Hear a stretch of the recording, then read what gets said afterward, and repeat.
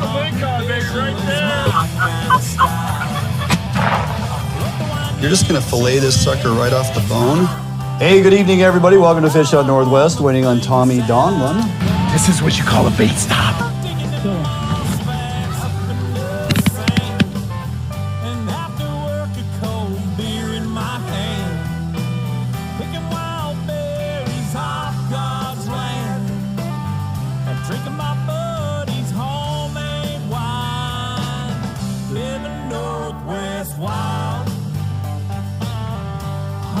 Fishing is my kind of style. I float the Wainuchi when it gets hot. I'm proud of all the things that I've got. Hello and welcome to Fish Out Northwest. Waiting on Tommy Donlin, coming to you live right here from the Fish Out Northwest studio located at Summit Lake here in Olympia, Washington. Clear that out. How you doing, buddy? I'm doing excellent, man. Yeah. Halibut fishing's been picking up, getting a little better and a little better, you know, and life is good. Life is good when you're on the water and when you're Mr. Consistent. We are going to get into that a little later in the show. Some great info coming at you. We got a whole ton. Once again, Thomas, great info coming tonight. Lots of fisheries to cover. Yep. Lots going on. It's that time of year where you're just kind of like, well, do I go here? Do I go there? What do you do? Well, saltwater, freshwater. Yeah. Got some options, and a lot of things are happening. So glad you could join us this evening here. Take some time, please, if you're also joining us here on Root Sports, take some time, check out our webpage if you have not, www.fishhuntnw.com. And there you're going to find a couple coupons that you definitely want to take advantage of. FHN20 for Edge Rods, coupon at checkout, FHN20. You can save 20% on all Edge Rods all the time. If they're not previously under another special or event, anything like that. So definitely check them out. That runs year long, and why wouldn't you want an edge rod in your hand? They're the best rods out there. Also, Phelps Game Calls. Phelps Game Calls Fish Hunt NW10 at checkout. You're going to save 10% on all Phelps calls, Tommy, and yeah, we're, past turkey season, but we got a lot of other things going on. Predator hunting, and we got elk season coming up and all those things. So I do got to say, those edge rods, that I've been working with all their halibut rods, and they're really growing on me more and more. At first, I was a little concerned that the tip was maybe too soft, but after catching some fish, and some of those fish that we've caught were barely hooked. Yeah. And so it really pays to have that soft tip when you're trying to land every single halibut that you hook. And so I'm loving them. You've talked about the performance of those once you got out on the water and started actually applying them to the fishery, and you're like, these things are fantastic, right? Yeah. You heard me rave about the slow pitch rods that we picked up and I've been using for jigging for Chinook and Puget Sound. Bobber and egg rod that I use, fantastic. The kokanee rods. It's kind of even a switch rod. Used it last year for summer on steelhead fishing, divers and bait. And I'm telling you, if you want to have one heck of a great time, you land a hot summer run on a kokanee rod that's rated 6 to 15. Heck yeah. 8-foot one-piece rod. You're in for an experience that you can't match with any other fishing rod. So the wide variety, the new steelhead lineup, they got so much going on, and we'll continue to talk about them and all the different fisheries that Tommy and I use edge fishing rods and have application for, because there's just too many options, and of course, well, you and I take advantage of pretty much every fishery on the planet that we can, right? So, we do. Check them out. Go to their website and save 20% through Fish Hunt Northwest. All right, running down the show, and we'll get back to other things coming up here because we're pushing it along here.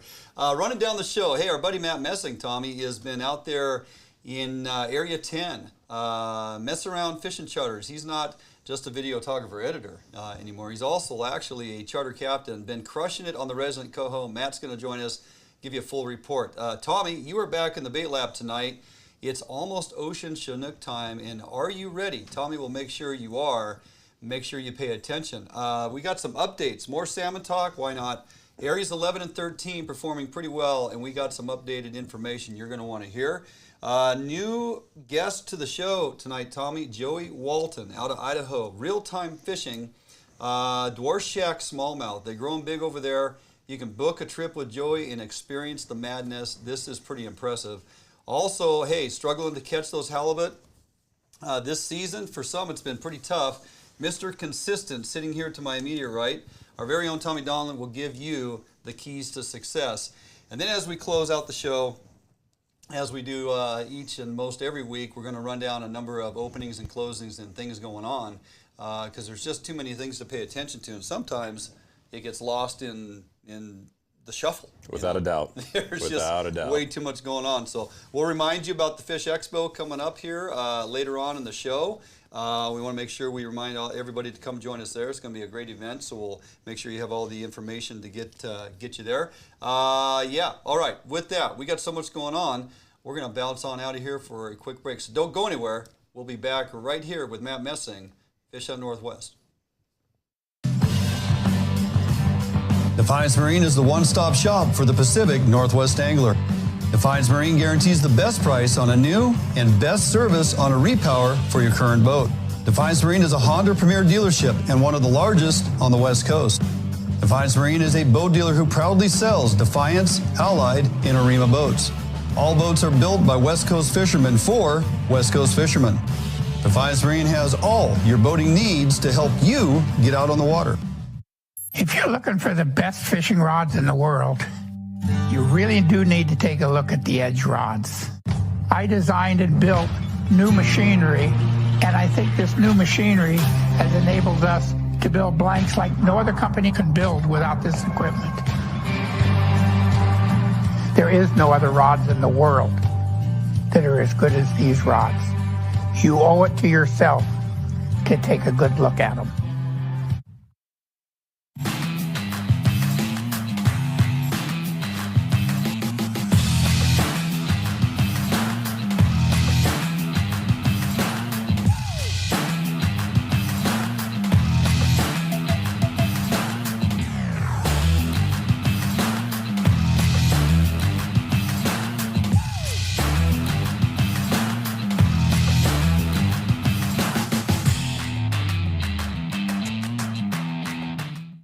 For more than 90 years, you've entrusted one brand to guide you towards living the lifestyle you've always dreamed of. Now you can entrust affiliated Better Homes and Gardens real estate professional to interpret your needs and help you find a home in which to live your dreams through every stage of your home buying or selling process. And through every stage of your life, there's Better Homes and Gardens real estate. Expect better. Hey, welcome back to the show. Dwayne and Tommy Donlin. And you see that, Tommy? My pen just exploded right here. I'll just set that equipment down. failure. Crying out loud. This is always a struggle. Thing's falling off the rails here. Hey, what's not falling off the rails? Our buddy Matt Messing, Messing Around Fishing Charters, www.messingaroundfishingcharters.com. Did I get that right? I can't remember if it's com or org, something like that. Anyway, yep, joining us tonight. Buddy, you've been up there, Area 10, your home waters, and getting after those resident coho. How's the season started off so far? It looks pretty darn good. It's been a good start, man. These the fish have been pretty cooperative. Hey, how are you finding these fish, Matt? I mean, are you finding them on your Ray Marine sonar, or is it just kind of like they show up out of nowhere? Are you marking them deep, shallow? Talk to us a little bit. Opening day, you know, they were hanging out around 70 feet was kind of our lucky numbers. Last week or so, it's been, 35, 25, 50 kind of been the numbers. Marking a few here and there. Honestly, a lot of sight fishing.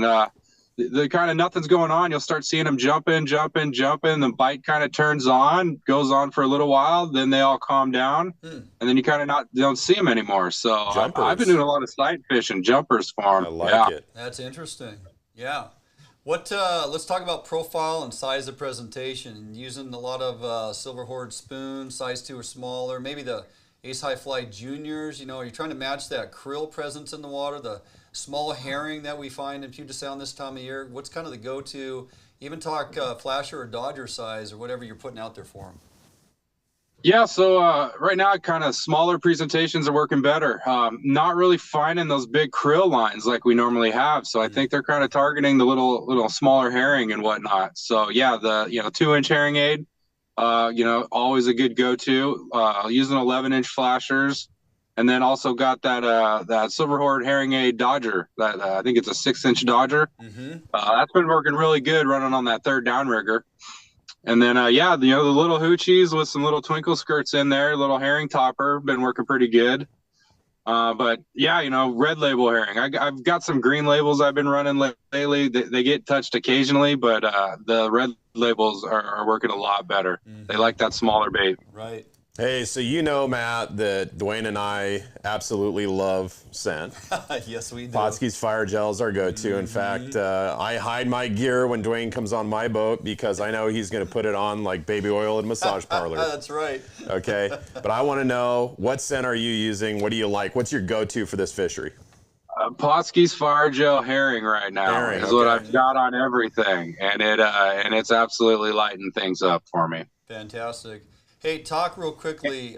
You talked about size of presentation, and you mentioned you're using 11-inch flashers and the smaller 8-inch Silver Horde Dodger. Is there a difference in your leader length when you're using that rotating 360 flasher versus that small Dodger and the action that it puts on? So what's your leader lengths on those presentations? So for any of the spoons right now, all I'm going to say is longer the better. So I'm pulling about it. That's all I'm going to say. 36 inches, 42. I mean, we're running small. Yeah, are we a Canadian leader length of 9 feet, or what's going on here? Yeah. I'm talking about a wingspan, a wingspan. I don't put a tape measure on any of this stuff. This is true. I've been on your boat. Yeah. Okay, wingspan. Let's see what. It's a wingspan. How tall are you again? Yeah, I'm 6 foot. Yeah. So he's got a 6 foot leader going out the back of that thing. At least a good solid 5. So. Hey, talk about it's probably pushing 5. Yeah. Okay. Talk about the size of these fish this year.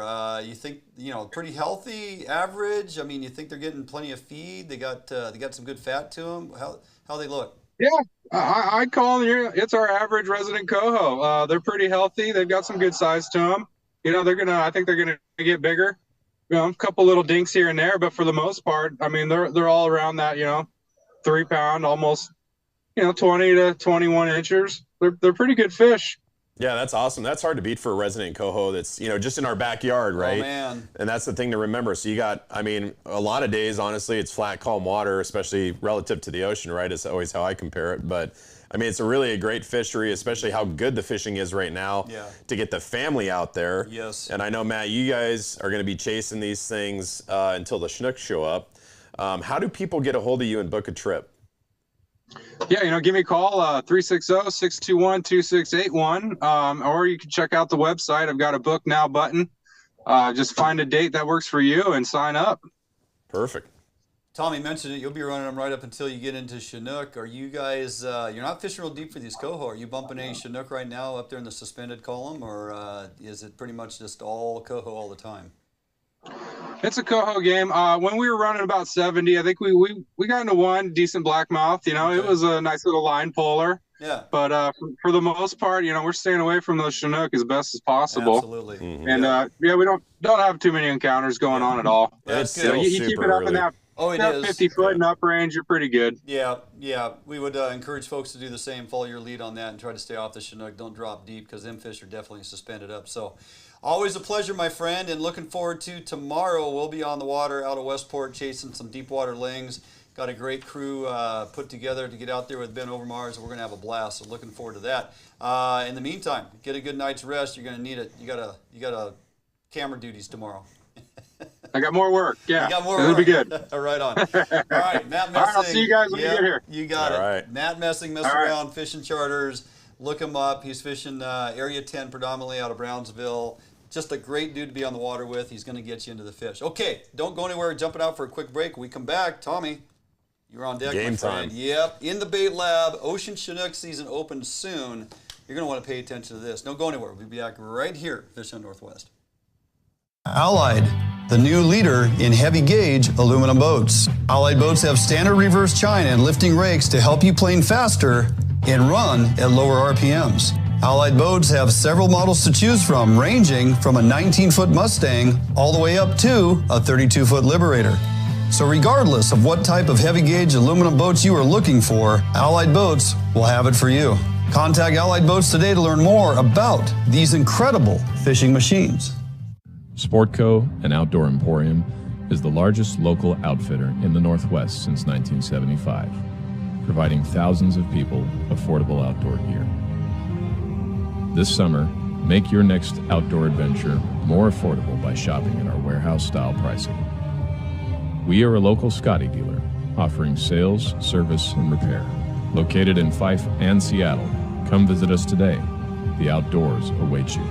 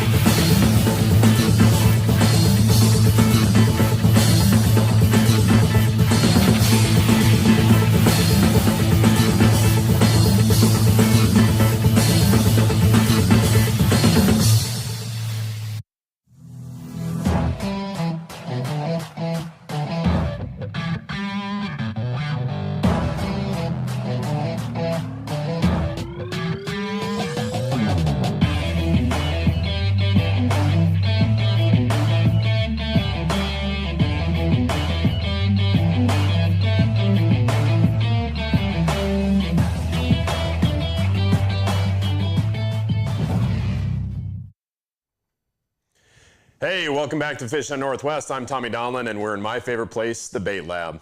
And this is brought to you by Sportco and Outdoor Emporium. All right, ocean salmon fishing is upon us. Puget Sound salmon fishing is almost upon us. We got another week here, really, and that first opener is out of Nia Bay and June 17th, and then Westport follows, and one as well. So tonight's Bait Lab is really focused on very simple. My top 3 lures, right? And tonight is all about lures. We're gonna come back in another Bait Lab and talk specifically about bait. But really what I wanna cover right now is that if I'm leaving the dock and you told me, Tommy, you can only have 3 lures, okay? And that's it, that's all you can have. You gotta go out and get your limit of full summer Chinook salmon. Which lures are you gonna pick?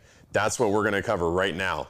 And so I'm gonna start off with number 3, okay? Number 3 being this beautiful Silver Horde Ace High Fly plug. And again, you know, there's a couple different models, and you're going to notice that this one's got a lip on the top, and that is your high school, and that's what I run predominantly, because in ocean salmon fishing, we do run a little bit hotter.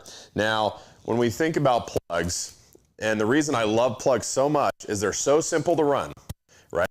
You just put it 40 feet behind the boat, attach it to the downrigger clip, and you're fishing. You don't have to wonder about any part of the equation. Is my leader length too long, too short? Is it working? Is it not working? It's always working. That's it. You can take some tight, a lot and stack. You can run them on both riggers. You can take a tight turn. There's no flasher in front of this, right? And so it's really idiot proof, and anybody can run them. Now I'm gonna put it back down on the table. I want to talk a little bit about this specific plug in this color. So this is a UV, and kind of, it's got that pearl color, and then on top of it, it's got glow, right? And when I'm fishing ocean salmon, a lot of times I'm fishing deep, so it could be 300 or 400 feet, believe it or not, on the downrigger. So I cover a lot of water column, and I like to have these different colors all represented within the plug. Got to have something that glows, something that has UV, and then the pearl on this one is just absolutely magnificent. So this is my go-to for, that's my number 3, okay, number 3. Okay, number two, can't leave home without this one either. This is your Ace High Fly, the standard side Ace High Fly. We'll go to the board here, and I'm gonna show you this one. And I picked this color specifically because this one's tried and true. This is the Chartreuse Glow Ace High Fly. And just an absolutely awesome lure. It's got all the glow properties. It's got this mylar skirt that's really light reflective in it. And then what I do is I love to rig these with Maxima. And again, Maxima is just one of those lines that, you know, for the pound test that you see, it says 40, but it fishes more like 60, right? It's a pretty heavy line. And you want a heavy line when you're trolling a lure that doesn't have action, because you're gonna put it behind your flasher, right? And the flasher creates that wounded bait look for you. So that's why you've got to have the right leader length. And I highly recommend kind of that 30 to 40 inch range for the ocean. And then as you get into the sound, you can kind of lengthen that out a little bit and go 40 to 48, even up to 52. So kind of keep that in mind as you play with your leader lengths. It does make a difference. But ocean Chinook are aggressive and they're going to hit it, especially when you have that shorter length. The other thing that I'll mention is I love to rig these with your 5/0 owner SSW. Love these hooks. Don't forget to pinch the barbs. And when I do rig them, and we'll cover this in a later bait lab, I love that trail hook sticking out behind the skirt to address any short biters whatsoever. Okay, that's number 2. We're gonna go to number 1, okay? Number 1 is special. It's always been my number 1 since the day it came out. And this is the Silver Horde Kingfisher ultralight, or excuse me, light Kingfisher. This is a 4-inch, and this is my absolutely favorite color. It is Irish cream. You cannot beat, absolutely cannot beat this color. And I want to show you a couple things about this spoon that make it really special. So on this side, again, you're going to see you've got that pearl. You've got this mylar sticker kind of on this side. And then if you go to the other side, you've got that double glow on the back, okay? Again, you can kind of figure out what my criteria is here. I want the pearl and the UV, but I also want the glow, right? So when I look at lures, basically that's what I'm looking for. I'm looking for lures that are gonna be able to see at depth, especially given the depth that I fish. Now, this is definitely hands down my number 1 producer, puts more kings on the boat than any other lure that I ever fish. And of course I fish them a lot because they're so effective, but that's why it's my number 1. Okay, now I want to talk a little bit about scent. Now, you know, we talked about Potski's Fire Gel, and I think you all know that by now, but I apply scent to these lures differently. So I want to kind of come back to the board here, get into the details, and show you just this one last thing. Okay, so right here, I've got the shrimp. This is the Potski's Fire Gel shrimp. This is probably my number 1 just because of the heavy krill presence in this fire gel. And when you look at an Ace High Fly, I don't want anything on the skirt. I want the skirt to be natural. I want it to pulsate. I want it to be vibrant. I always put it on the head. That's it, okay? That's it, just on the head. When I go to my spoon, right, I'm not rubbing it up and down the entire spoon. I want to maintain the color and the visual that this spoon puts off. I flip it over, and on the concave side, just towards the tail, I just put some back here. That's it, okay? Come to the plug. I want the salmon to see the entire color of the plug, even fish sees it below them. It's unlikely, doesn't happen a lot, but it does happen because I see it on my Ray Marine sonar, and sometimes they do go down. And so I'm always putting it just on. That's it, okay? And a little bit goes a long way. Fire Gel is super powerful, awesome scent. All right, that's my top 3. Don't go anywhere. We're gonna be right back here at Fish Hunt Northwest after this short break. Support from Northwest Sportsmen make Federal Ammunition the world's leading ammunition manufacturer. Federal uses the industry's finest materials, giving you reliable ammunition that delivers superb accuracy and optimum performance. Northwest hunters rely on Sportco to provide the best selection and prices in the Northwest since 1985. Sportco and Outdoor Emporium in Fife and Seattle. Your journey begins here. McCombie's custom lures are made in the Northwest for salmon, steelhead, lake trout, and kokanee. Our products come in a variety of sizes and colors to help you catch more fish. Find our products in stores or at McCombie'sCustomLures.com. Yep, for sure. Oh yeah, big fish. Yeah, buddy. Nice fish. Oh, beauty. Gorgeous fish. Bobby's on the board. We got a good one. Oh, yeah. Oh, oh, geez, come on. Nice fish. Nice fish.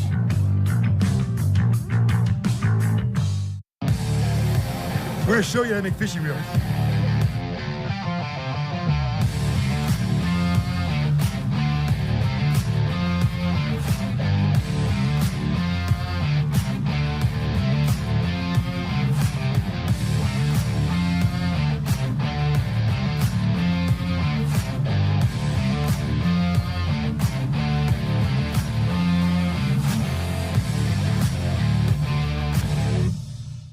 All right, welcome back here in studio. Dwayne England, Tommy Donlin. Nicely done, Mr. Thanks, sir. Top 3, I like it. Yep, don't leave the dock without them. Speaking of salmon, Thomas, I did hit Area 13 yesterday, by the way. Yeah.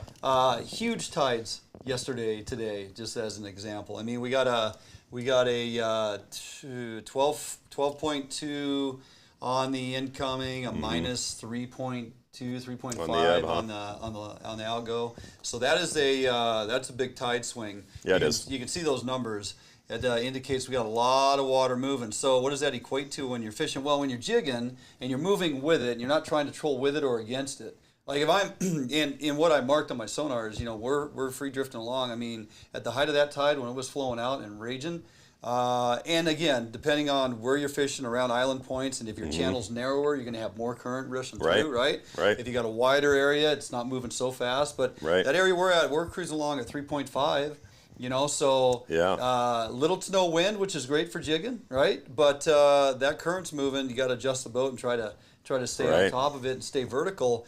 You're covering some ground. And what I realized also on these huge swings, tons of debris, man. So much stuff. And I've seen this before. It looked like a rice field out there. So much green matter floating on top of the water, seaweed and growth and and logs and stumps. And you got to be careful. Do not leave in the darkness. Do not return in the darkness because there's far too much debris on the water. But did you play with your jig weight at all, or maybe trying to use autopilot to keep the boat kind of in a spot? Or no, it wasn't. It wasn't like unmanageable, bumping the motor once in a while and stuff. The jigging was performing pretty well, and I'm just sticking with the 3.5 Grim Reaper. And we're, we did hook into 4 or 5 fish, a couple sublegals, lost a really good fish, and then I lost a really good fish to a doggone sea lion. Really ticked me off. Matter of fact, the first sublegal I got, I hoisted up onto the boat just because the seal about grabbed it right at the side of the boat. I saw it, so I just Jack pulled that thing into the boat to let it go. But the seal, the harbor seal, the gray seal presence out there is growing. It's vicious. And it's very frustrating. I lost one of my best jigs, but fortunately the boys at Father and Sons are sending me some more. So I mean, 7 or 8 years ago, the harbor seal and gray seal population was 2.5 times what the Puget Sound can support. So I can only imagine what it is now. It's too much. It's completely out of control. So I lost a really good fish, lost a decent jig, but weather looks great going into this weekend. I checked my wind forecast. Wind is not, minimal to nothing. The tide is really settling down. We're gonna have a much smaller tide shift in this. There's my wind that I look for on my windy app. You look at that and look at the time of day at the top, and you look at those winds and wind gusts. All very conducive to getting out there and getting some fish. So we'll see if this next coming tide structure doesn't give us a little more opportunity. And we're still catching fish in Area 11. Yeah. No, Area 11 has just been, I mean, it started on fire. Slowed down a little bit, but I mean, everybody and their dog, and thanks guys for sending me pictures when I was at work and couldn't fish. Made me a little jealous, but we're at 55% of the quota, so not bad. And all indicators are that we're going to be able to fish through this weekend. Yeah, how about that? And so, which is pretty phenomenal, because as soon as I started seeing those reports come in, I'm like, this is not going to last long. You and I said last week on the opener, it's like we're not even going to get through this first weekend. Right. But we did.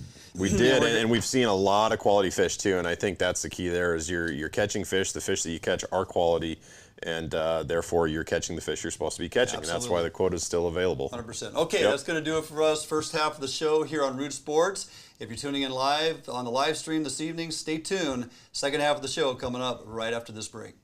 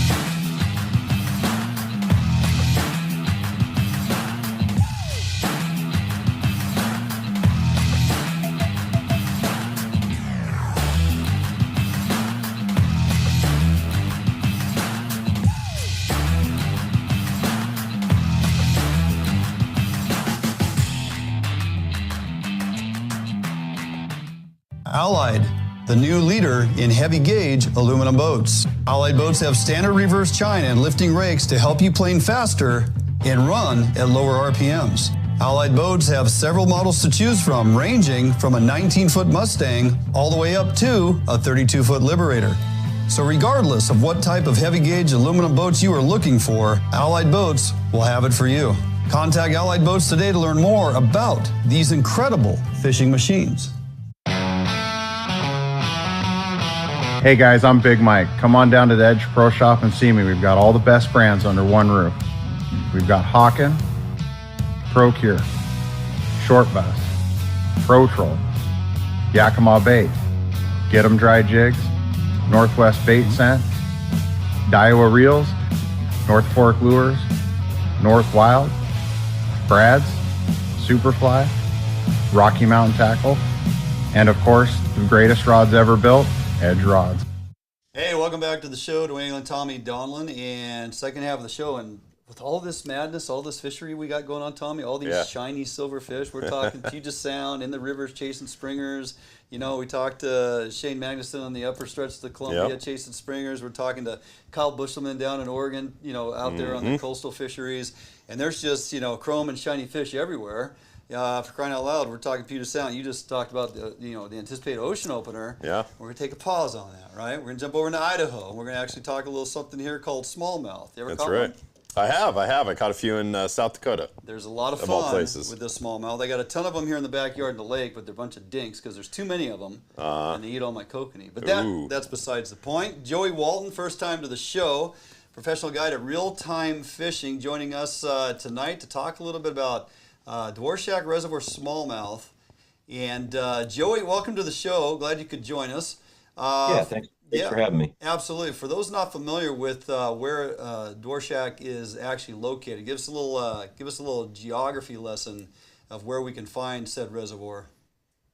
Yeah, so it's 45 minutes east of Lewiston in a little town called Orfino, Idaho. So basically it's just a dam that blocked off the North Fork River and produced some of the best smallmouth fishing in the country. So pretty exciting stuff. Awesome. So what is the smallmouth program this time of year? So what, and really what I'm asking is what controls their spawn? Is it, you know, is it pre-spawn right now, post-spawn right now? How far are we into it? And is it all driven by water temperature, purely water temperature? And if so, what temperature are you looking for? Yeah, so right now we're kind of in all phases of the, I guess, spring spawn, whatever you want to call. The northern part of the lake, everybody thinks that it warms up a lot faster, you know, conventionally in other lakes and stuff like that, it warms up a lot faster, but actually the south.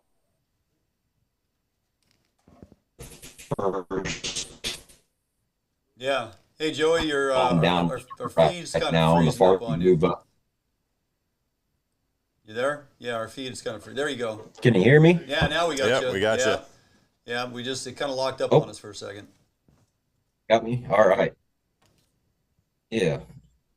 Am I a little unstable here? It says I'm unstable. You might be unstable. We don't know you that well, but we haven't talked to your other half. Yeah, so we haven't figured that out yet. Let's, hey man, just keep plugging along. You know, we'll see if we can't get through this. No worries. Cool. Yeah.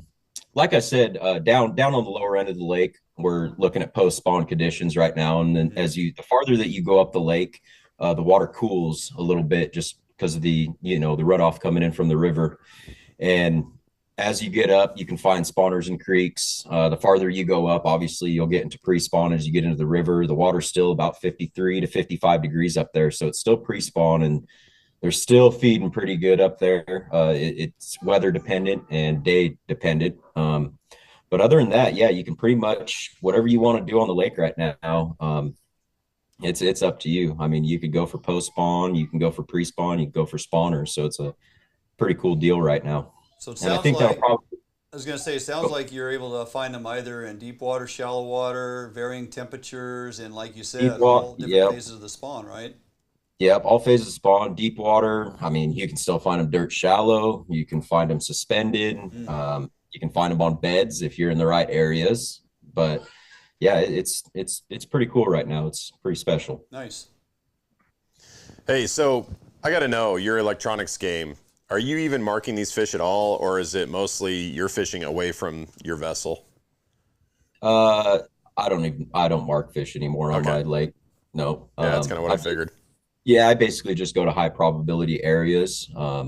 As the water comes up, the fish move a lot. So you're kind of looking, that's what helps when you come to the place when the water is really far down. You can find that offshore structure that you're looking for. So when the water comes up, you kind of know what to fish for and what you're really looking for. And there's little hidden gems under the water everywhere right now. So you find the right ones, they're there. Let's talk a little bit about presentation and kind of your approach. If you're in the shallows targeting fish, maybe give us some idea or insight as to what you should be pitching at them. Those suspended fish you're talking about, what are you kind of dropping down to them? And/or if you're getting down off some drop-off ledges and some structure, what might you present to those fish? Just give us a couple examples of some go-tos. Right. So shallow, you can't go wrong with the jerkbait all year round. Jerkbait's kind of a staple on the boat. That should always be on a boat if you're fishing on Dorshak. It's a very heavy bait-driven lake, so they're chasing kokanee around, and they're fast chasers. So they like that fast presentation, swim baits, jerk baits, big swim baits. I mean, they like it all. So when you look at these lures, and I think of it in terms of any fishery really, but you've got, the fish is designed in a certain way, right? They've had a certain amount of evolutional development, right? That makes them a sight predator, a scent predator, or a reactionary predator of some sort. With the lures that you use, how much of a variable is the color? And are smallmouth bass, do they have any kind of scent sensitivity at all? Yeah, so I'm a very firm believer of matching the hatch, especially with finicky clearwater smallmouth. They are very visual. That's the thing about smallmouth, very, very visual. If something isn't right or if it's off, they will not eat it. So you have to be matching the hatch is basically the biggest thing, and like you said, like sensitivity, their lateral line is very, very sensitive. So they can feel and kind of know what's going on around them from a very long distance away. You will see a smallmouth come from 40 feet of water and come hit something, shoot up off the bottom 40 feet and come hit something off. That's amazing. They have no problem. And they make it there like that. Yeah. I mean, I'm talking like a second, and they're from 40 feet to the top. So, wow. Well, that would explain why. I mean, their reputation, precedes them, and that for even such a small fish, their ability to put a bend on a rod is pretty impressive, and how hard they fight. Let's talk a little bit about big fish, small fish. So my experience on a few different bodies of water over the years chasing smallmouth, I either find lakes that have a lot of them, like the one in my backyard, and they're of a smaller proportion in size, a lot of small ones, maybe a 1 and 2 pounder here and there. So what's a day on the water with you like if I'm out there chasing smallmouth with you? Are we going after a lot of fish and the numbers are high and the fish are, okay, average size or small? Or are we going to put in some time and go after big fish and hopefully catch a few? Well, the way I like to see it is we're going after big fish and a lot of them. So hell yeah, that's my style of fishing. That is my style, and that's how I go. I approach it. I put myself on the biggest schools of fish, and we go to town on them. So perfect. That's I don't waste too much time chasing the dinks. I mean, you can go and beat the banks and catch a ton of fish, throwing tubes, jigs, just your normal bank fish and stuff. Yeah. But if you find the right schools and you're on the right schools, it's not much dragging. I'll tell you that much. I mean, they're chasing, these big ones like to chase, and they like to eat big meals. So I like your style, Joey. That's great. Yeah, so hey, before we let you go, any openings and how do people get a hold of you? Yeah, we got some openings. I'm not sure what the other guys are doing. I know they're pretty booked up with your guys' silvers and all that. So and the Coho and salmon. Yeah. But other than that, go to realtimefishing.com and book a trip. There should be an option there that you click on Dorshak, and all the information is there. It's pretty easy. So, or you can give Toby White a call. So awesome. And all that information is online. So Fantastic. Perfect. I am I'm very glad you joined up with Toby in his operation there, Real Time Fishing. It's a solid outfit. I mean, he's really branched out to a number of things, and you, as well as a lot of the other guys that work for him, flat out produce.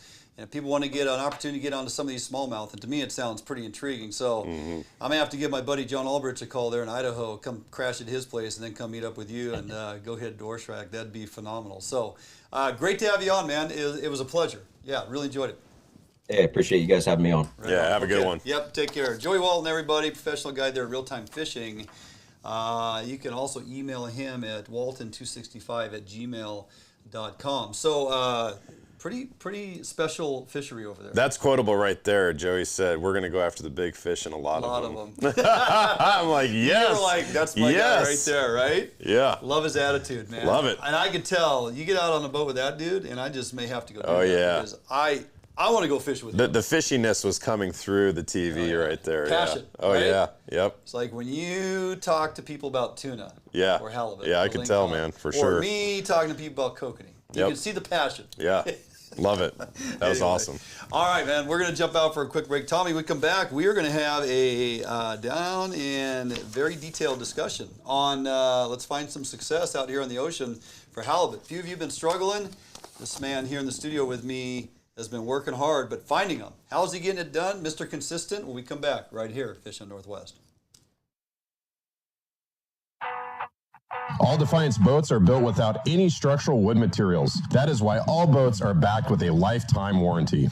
All Defiance boats come standard with large fish boxes that are fully insulated so that you can ice your fish properly all day. All Defiance boats are foam flotation filled and unsinkable for the ultimate in safety while fishing offshore. Before you buy any boat, stop by or call Defiance Boats today to ensure you are getting the very best glass boat your money can buy. If you're looking for the best fishing rods in the world, you really do need to take a look at the edge rods. I designed and built new machinery, and I think this new machinery has enabled us to build blanks like no other company could build without this equipment. There is no other rods in the world that are as good as these rods. You owe it to yourself to take a good look at them.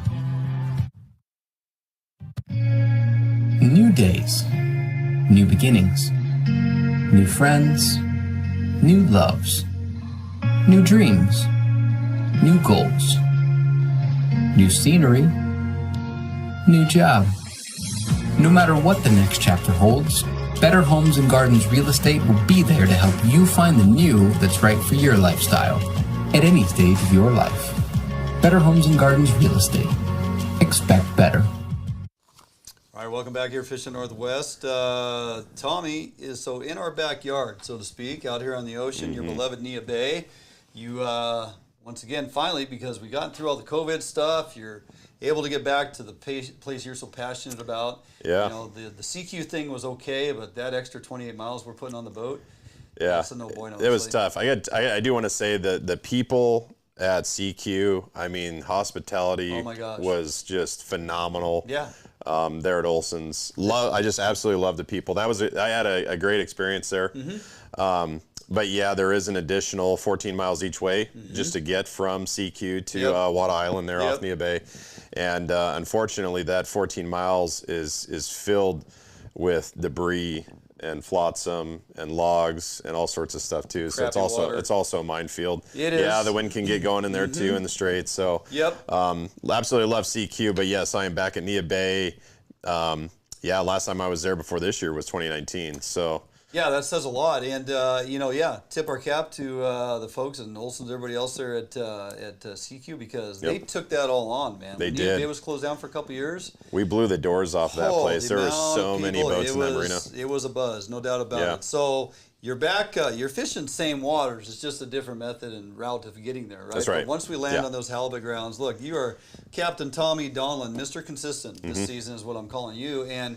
So there's a method to your madness. You make it clear to everybody that tunes in, and we'll let it be known from time to time, hope is not a plan. Hope is not a plan. We are not leaving the dock hoping to catch halibut. Right. We're leaving the dock with the intent on catching halibut. That's right. Right? That's right. And we're going to get our lings. We're going to get some bottom fish and whatnot too, and some rock bass, whatever. But we're focused on halibut. Once we get all the halibut, we'll go play with some other stuff. We're going to catch those lingcod in the process. Right. They share similar ground as we alluded to last week, Yep. right? So, which is all fine and good. But look, we've discussed it the last few weeks. The mean average this season, looking at 17-pound average on your halibut, okay? Pretty small. I don't think you've brought a 17-pounder to the dock. No, absolutely not. You're right. No. So that doesn't happen. So for every trip out, you are bringing, halibut home, and they're consistently decent size, and you're working for them. You're finding them when others aren't. What is your approach? How are we continuously finding these higher grade halibut and being able to bring those home versus others even getting blanked? Yeah, and so I would just say that I have fished halibut every year consistently since 2006. Okay, and then before that I was in college, and then before that I was in high school, so I didn't fish halibut. Yeah. So there was that. But I will say that if you've been struggling, I totally get it, and you're not alone. This is probably the toughest year off of our coast for halibut that I have ever seen since I started fishing halibut back in 2006. And so, what I would say is that there's a lot of, well-known spots offshore that always produce, and this year they are just not producing, or it's extremely slow. Like, you can grind it all day and you might get your halibut, or you might not. And so, my first piece of advice is that if you're in a spot that's really not holding a biomass of halibut, and let's face it, there's some spots offshore where when those halibut migrate into that area, you're just going to catch them, And I think the thing is that those halibut aren't there yet. I think they're starting to show up more and more. Okay. So I think the first part is you got to cover ground, right? So I think when we had you on board a few weeks ago, right, we hit 7 different spots, and there was a couple drastic moves. Drastic meaning, more than 10-mile moves from one spot to another to try to find that. And so, I guess the second thing I would say is that you can have a micro move, right? So I could be in 500 feet of water and be experiencing horrible fishing, and I move into 700 feet of water and I'm experiencing really good fishing, right? I could be at one side of the canyon. I think one of the moves that we did, we were on one side of the canyon, not really that good at fishing.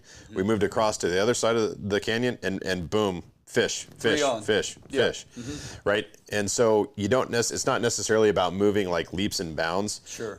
It could be a matter of literally hundreds of yards. But if you're not seeing what you want to see on your sonar, I would say I rely heavily on sonar. Yep. And you think, oh, but you're halibut fishing, aren't you spot fishing? And it's like, well, yeah, but I want to know, like, do those halibut have the feed that they need on that particular spot to do well? Am I seeing that bait on the bottom, that bottom feed layer, or is it just a blank screen and I'm just staring at a bottom and that's it, right?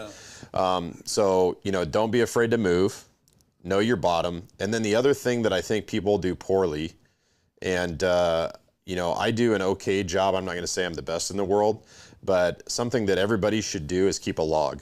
Okay, you should keep a fish log.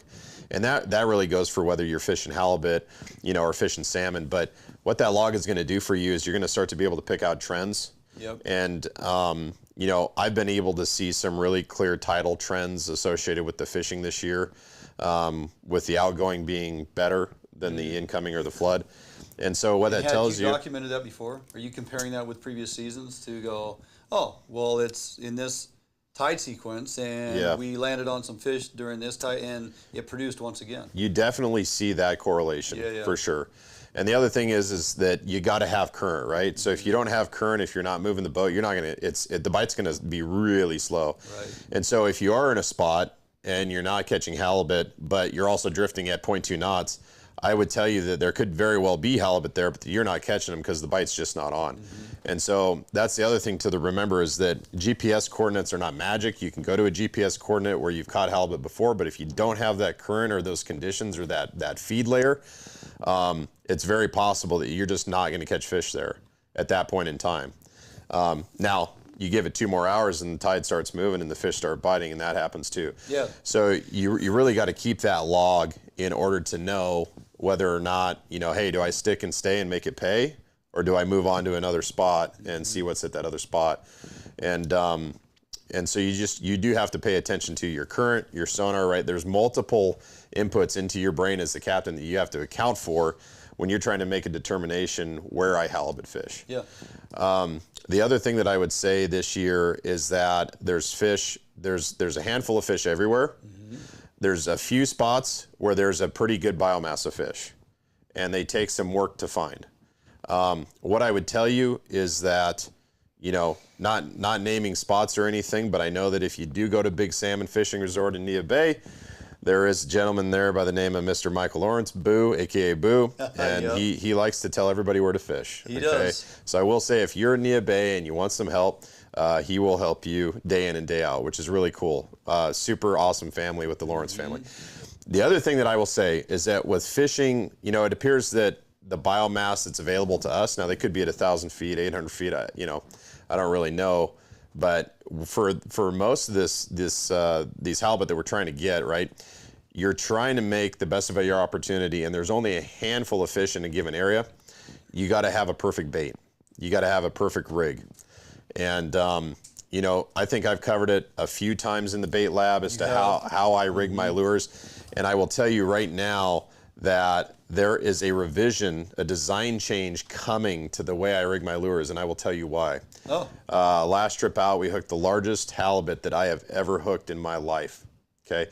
Now, here's something I will tell you. When you hook a halibut, there are, a couple indicators that tell you how large the fish is.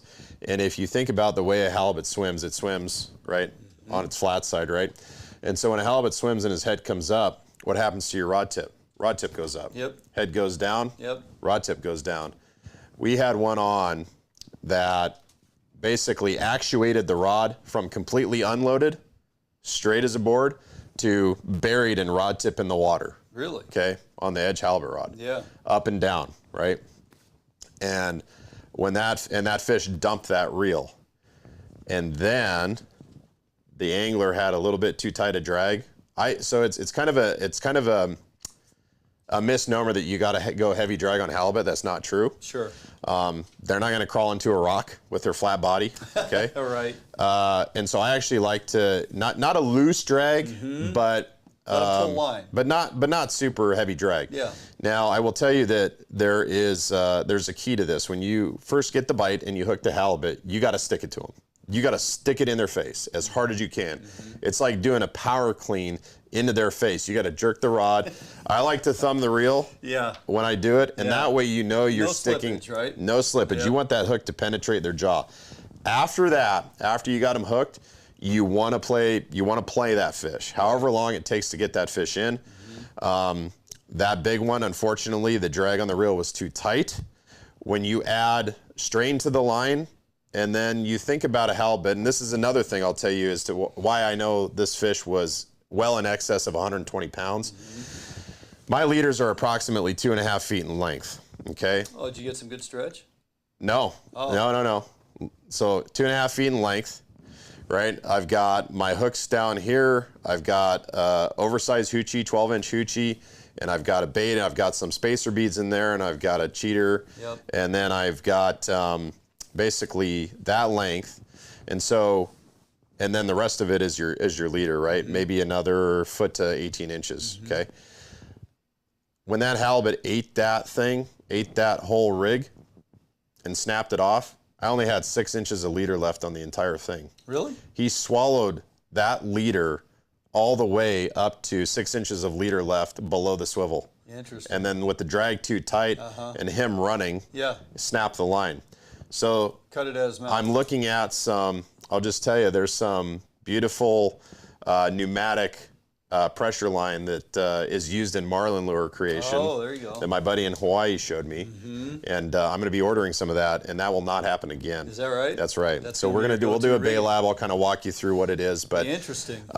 There's definitely still some big fish out there too. But all in all, that's kind of the breakdown. Take notes, travel, know your tides, and you got to have a perfect bait.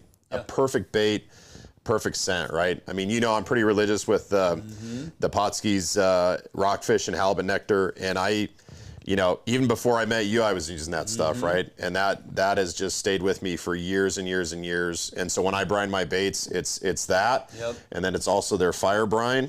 And to be honest with you, I just like, you know, the clear, right? And of course the Potskie's halibut nectar is pink, right? And then if depending on the bait, I might add a little bit of rock salt, but other than that, that's it. That's it. Yep. Toughen them up and get some good scent on them. That's right. Yeah, well, there's a reason you're consistent, because your program is consistent. You have an approach, you have a plan, and you don't take it to chance, right? It's like you go out there knowing where you're going to go, first drop, second drop, third drop, all the way up to seventh drop, if that's what it takes. But we're coming back to the dock with halibut, and that's something to be said. So, excellent. Well, thanks for the intel. I hope folks appreciate that. All right, we are going to jump out for a quick break. We come back, got some openings and some closings. Remind you about the Fish Expo coming up. A few more things before we get out of here. Don't go anywhere. We'll be back right after this break, right here, Fish on Northwest. A Northwest favorite for almost 40 years, Arima boats are manufactured with pride in Bremerton, Washington. All Arima boats are built without any structural wood materials. That is why Arima boats are backed with a lifetime warranty. Arima can offer every boat with Honda outboard packages so that you can take advantage of the reliability and 5-year top-to-prop warranty from your Honda outboard. Call or stop by Arima Boats today and let them help you get into your very next boat. Yep, for sure. Oh yeah, big fish. Yeah, buddy. Nice fish. Oh, beauty. Gorgeous fish. Bobby's on the board. We got a good one. Oh yeah. Oh, geez, come on. Nice fish. Nice fish.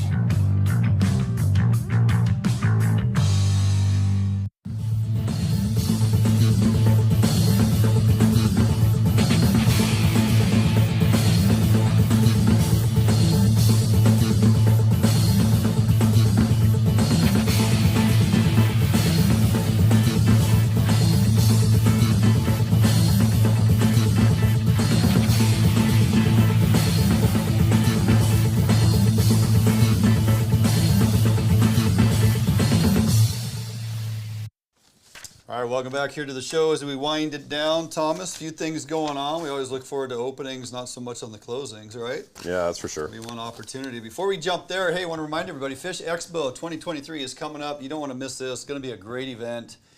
2-day event. I've been working with Ryan Elwell over there at Mission Outdoors. They're signing on now. They're going to be here this year. Yeah, it's going to be fantastic. Lots to look forward to there. It's Saturday and Sunday, June 17th and 18th. 10 a.m. to 6 p.m. on Saturday, 10 a.m. to 4 p.m. on Sunday.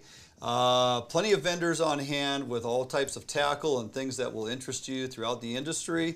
Lots of things to come and see and do. Talk to folks, vendors, food trucks, beer garden. The kids will have a trout pond there for the duration of the weekend, which is always fun. Saturday evening concert featuring our buddy Dakota Poorman. Yes, sir. It's taking the stage. Going to be a great concert, about 3 hours or so. Nice way to relax. Mission Outdoors now is signed on. They're going to be there with us, helping promote the event and hanging out and promoting everything they do for our veterans, which is real important. So you see us doing a lot with Mission Outdoors as of late. We're going to continue to do so, and would like you folks to take some time, get to know. They're going to have veterans in the booth helping them out, talking to people, Tommy. So That's always good. We'll be there. Fish on Northwest, we got the biggest booth going, selling tons of swag. Shing's doing a knockout job. We'll have all of our inventory there for people to come and pick through and purchase and help support to keep this thing on the rails and keep it going. Gonna have the Mustang there. Defiance Marine will be there. They want to have the boat there. Now be careful when you get up in there and walk around, Tommy, because push as many buttons as you can. Yeah, and you're gonna want to step out of that thing and probably purchase one. So you This is true. You gotta be careful. You're just gonna fall in love with it. So make sure you test everything. Yes, yeah. Well, the batteries will be off, so we'll be fine. You better disconnect them too. better just take them out. Yeah, probably wise. Get some gadget dude there, hooking everything up to his phone. That's and turn right. it all That's on. right. So, download. anyway, the boat would be there. People love to check out that boat, how we have it set up for fishing, because it's so functional. And trust me, when you check out an Allied for the first time, you're going to be blown away. It is a well-built machine. So lots to see and do. Would love to see y'all come out and help support Larry Stamp and Rods and Reels in Need for all the work they're putting into this, Fish on Northwest, and all the other vendors that are going to be there. It's a great venue. It's at the Thurston County Fairgrounds. Plenty of parking for everyone, and it's going to be a good time. So hope to see you all there.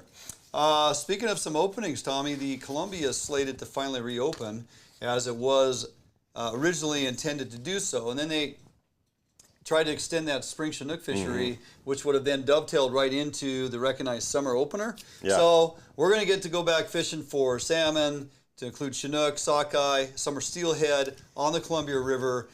It will open June 16th through the 31st. Then it just rolls right into August, and we get the buoy tent fishery and whatnot in the ocean fisheries. But basically from the Astoria Megler Bridge all the way up to 395 Bridge at Pasco, and to Richland and Priest Rapid Dam. So the whole stretch is going to be open, and the fish should be moving in, and it looks like that Chinook fishing could turn back on. It could be pretty darn good. Yeah, hopefully so.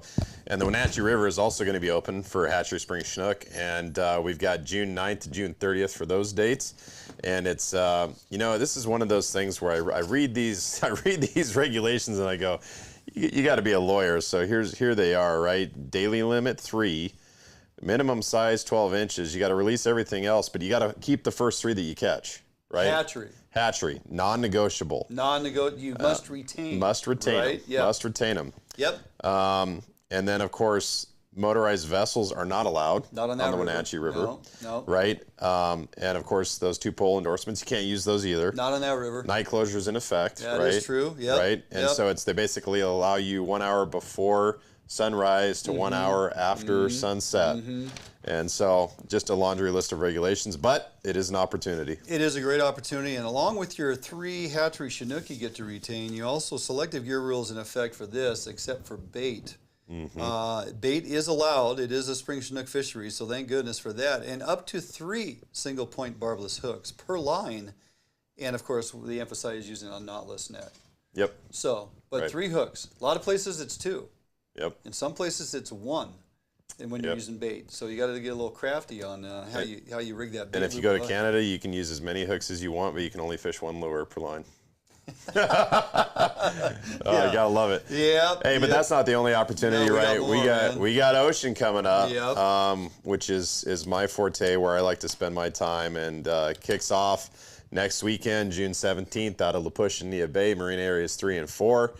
Open up, and then Ilwaco and Westport, Marine Areas 1 and 2, open June 24th. And, you know, I just got to say, you know, we got guys like Dave Johnson in our corner. Yeah. And because we have guys like that represent the sport fishing community, we are going 7 days a week in Marine Area 2. How about that? Which is just, it's absolutely phenomenal. This will be the 2nd year that we've done that. Yes. And it's been a really hard-fought fight for Dave and others to get to this point. Yep. And if it wasn't for the relationships that he had with the charter fleet in Westport and Ilwaco, it would never happen. So there's a lot of credit goes to Dave for being able to provide the opportunity that we actually do receive.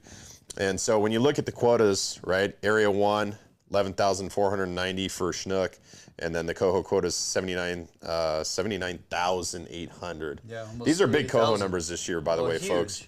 So, I mean, if you don't know how to catch salmon, or you don't think you know how to catch salmon, go to Westport, go to Nia Bay, go to La Push, go to Ilwaco. If you put a line in the water in 120, 180 feet of water, you're going to hit a Coho. You're going to get something. Right? You can't not troll something miss. And catch a fish. I promise you. Yeah. I don't even think you need to go that deep. I don't think so. Last time it was this insane. I was going down like 35 feet. I was fishing lead rods. Downriggers were stowed. Yep. I was dropping 6 ounces off the back and throwing it out there with a 360.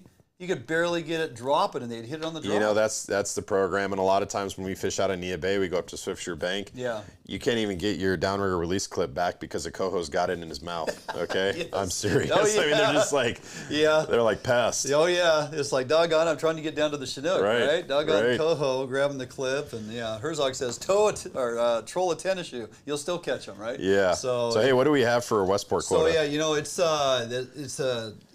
Well, first of all, opening June 24th through September 30th, and again, open 7 days a week, right, for phenomenal. Coho. So a little later start, but it's because it's Coho. Remember now, the Chinook minimum size is 22 inches, and with Coho, it can be down to 16. Not that you're going to have to worry about keeping those. No. You're going to have plenty of opportunity. You must release all wild Coho. Now, that one there, again, strikes me kind of interesting with the numbers coming back. And last year they eventually kind of morphed into that, hey, just keep the first two, and they opened that up for a few weeks or whatever.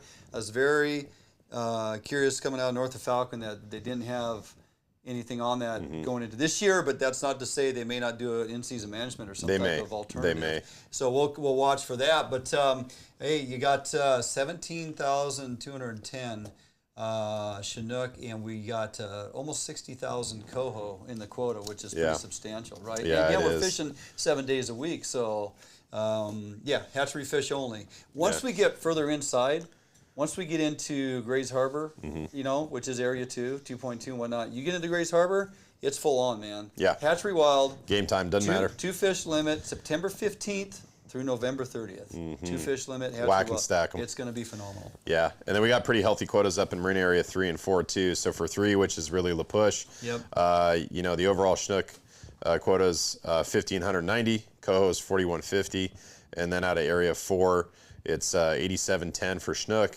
and 16,600 for Coho. And you got to remember too, there's just a lot less pressure up there. Yeah. You know, Westport and Oahu definitely received the bulk of the pressure. So yeah, the quotas may be a little bit lower, but relative to other quotas that we've had in recent years, those are good numbers, and we're going to have should have a really good season. We really should. Well, you know what? Let me take that back.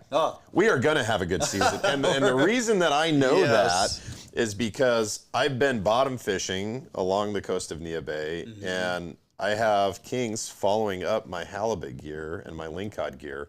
So I know we're going to have a good season because I've already seen the fish because they come right up to the boat. Yeah. So it's going to be good.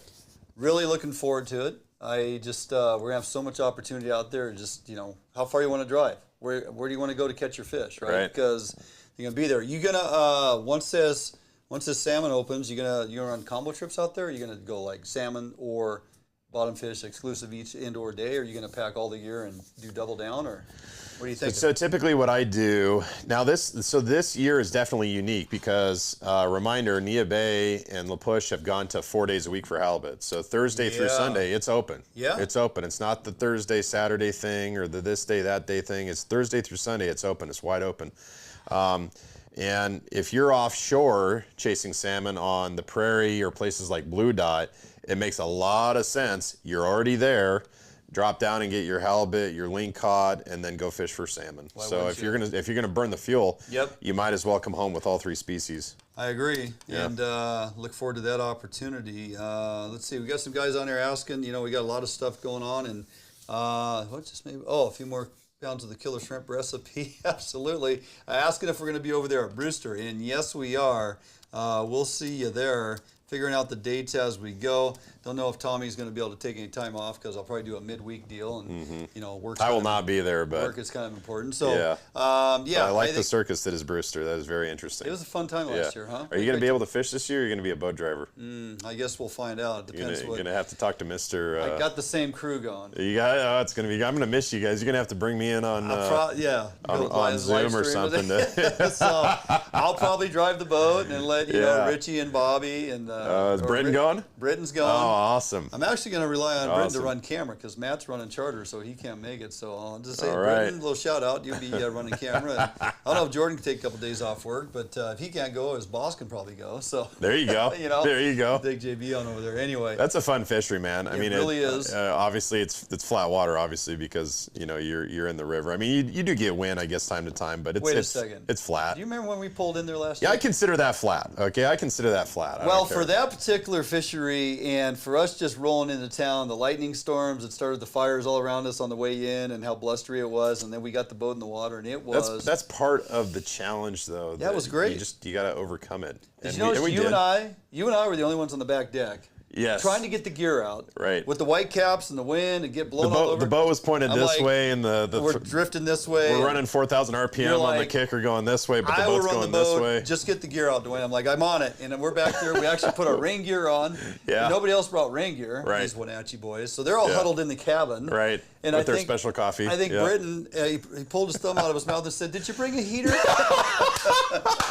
Yes. So, I'm gonna miss that trip, man. I love those guys. It's a good time. Yeah. So is Richie going? Is Richie going too? Richie's going. Good. Yep. Yeah, that'll be a great trip. Yeah, we're gonna have a good time. Yep. We'll be over there for a few days and definitely put some sockeye in the freezer and tussle with a king or two. But it's gonna be a good time. Yeah, you're gonna be missed. The fact you can't make it. I'll be calling you. We'll make it happen. We may try to do the live stream thing again, though that somewhat failed miserably last year, but we'll see what we can do. So, all right, man, a lot of fun tonight. Lots of content covered. Hopefully you guys enjoyed it. What do we got going next week? Yeah, we're here. Yeah. And Friday is setting up for Expo, and then march on into Father's Day weekend. That's right. We're going to have a good time with that. So, yeah, okay, we will be back here next Thursday, 6 p.m., right out at the old studio right here. Probably... see if Matt can get it all edited together. We may have a Deepwater Ling episode to watch. He's going to be busy. Yeah, running charter and editing video. The guy didn't know what he signed up for. Yeah. So anyway, all right, we'll be back here next Thursday. Invite all your friends. Appreciate you supporting us and enjoying the content. Be relevant on our social media pages. Post your pictures. Get those kids out fishing. Share your photos and content with us. We love to help put that out there and show your success. And have a great weekend, man. Weather's going to be beautiful. Go out there and chase something. Have a good time. So, going to do it for us this week right here at the studio. Have a great weekend. Fish on Northwest.